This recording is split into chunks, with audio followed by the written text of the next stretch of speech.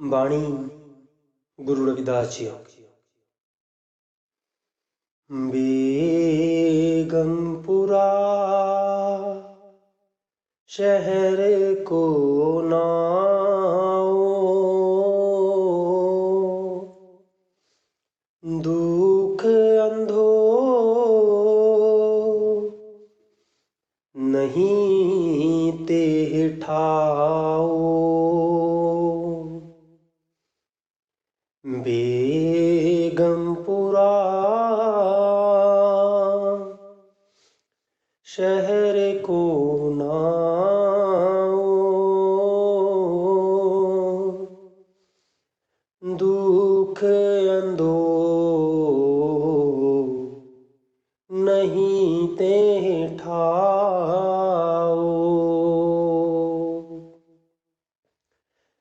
ना तस्वीस खिराज न माल, ना तस्वीस खिराज न माल, खौफ न खता न तरस जवाल। अब मोहे खूब वतन गह पाई, ऊहाँ खैर सदा मेरे भाई। बेगमपुरा शहर को नाओ, दुख अंधो नहीं ते ठाओ। कायम दायम सदा पातशाही, दोम न सेम एक सो आही। आबादान सदा मशहूर, ऊहाँ गनी बसै मामूर। बेगमपुरा शहर को नाओ, दुख अंधो नहीं ते ठाओ। दुख अंधो नहीं ते ठाओ।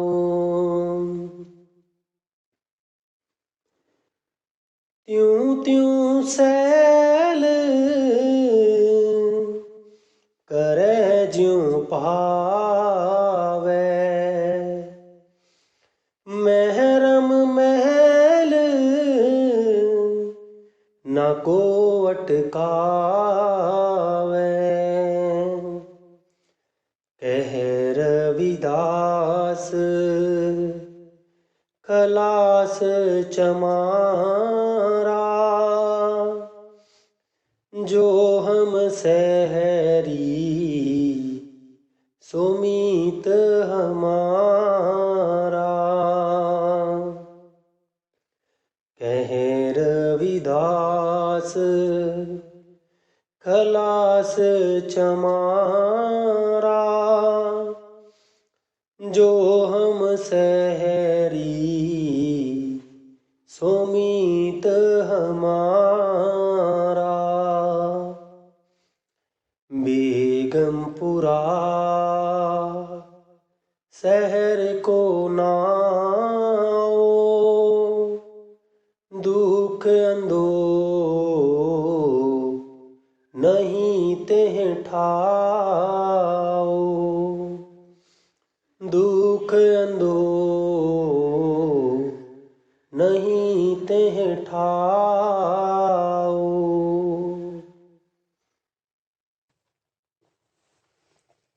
गुरु रविदास जी महाराज कहते हैं, मुझे ऐसे शहर यानी ऐसे देश में निवास मिल गया है जहाँ दुख और चिंता का कोई दखल नहीं है।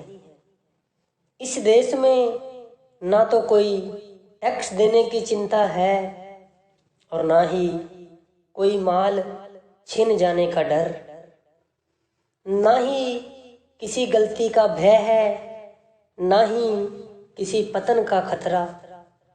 यहाँ का राजा कभी नहीं बदलता। यहाँ कोई दूसरे या तीसरे दर्जे का शहरी नहीं, कोई छोटा बड़ा नहीं है, सभी एक समान हैं। यहाँ संतुष्ट धनवान निवास करते हैं। जो इस महल के भेदी हैं वे जहाँ चाहे आ जा सकते हैं। कोई भी उनका रास्ता नहीं रोकता। आप कहते हैं मैं मृत्यु लोक के दुखों से मुक्ति पा चुका हूँ। जो साधक मेरी तरह मृत्यु लोक से मुक्ति प्राप्त करके इस देश का वासी बन चुका है, वही मेरा असली मित्र है। बेगमपुरा शहर को नाओ, दुख अंधो नहीं तेह ठाओ। ना तसवीस की राज ना माल, खौफ न खता न तरस जवाल। आप सचखंड को बेगमपुरा कह रहे हैं। आप फरमाते हैं कि वह ऐसा निर्मल रूहानी मंडल है जिसमें दुख और चिंता का नामो निशान नहीं है। यहाँ कर्मों का ना तो कोई टैक्स या मसूल भरना पड़ता है, ना धन दौलत संभालने की चिंता है, ना कोई गलती या अपराध हो जाने का डर है। वहाँ ऊंची योनि से निचली योनि में गिर जाने का भी कोई डर नहीं। हम जिस मृत्यु लोक के वासी हैं, संत महात्माओं ने इसे दुखों का घर कहा है। यहाँ हर इंसान दुख, संताप और चिंता का शिकार है। यहाँ रोजी कमाने की चिंता है, संतान पालने की चिंता है, रिश्ते और मित्रता निभाने की चिंता है।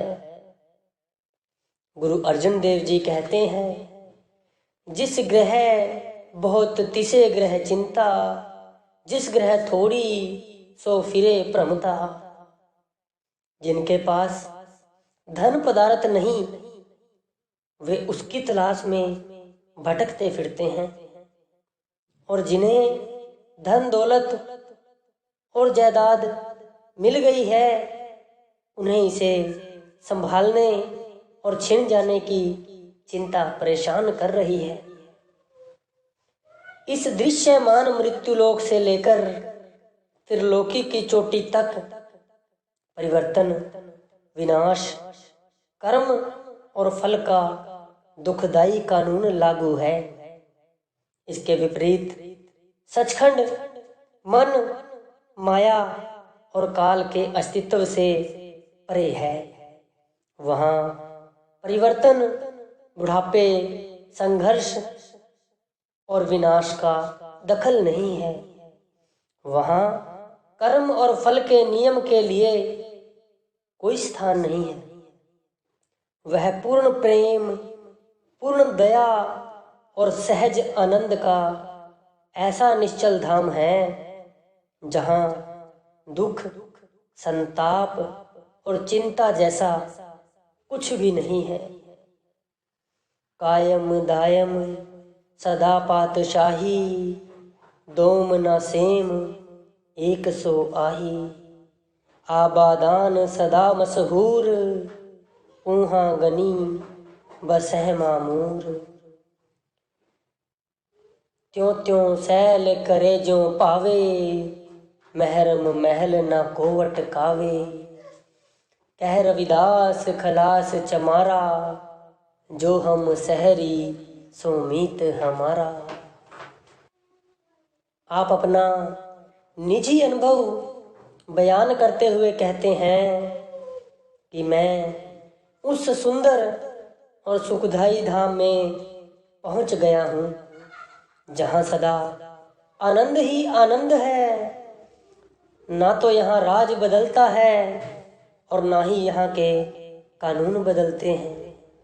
यहाँ सदा एक परम पिता परमेश्वर का राज चलता है और सदैव प्रेम और आनंद भरपूर रहता है।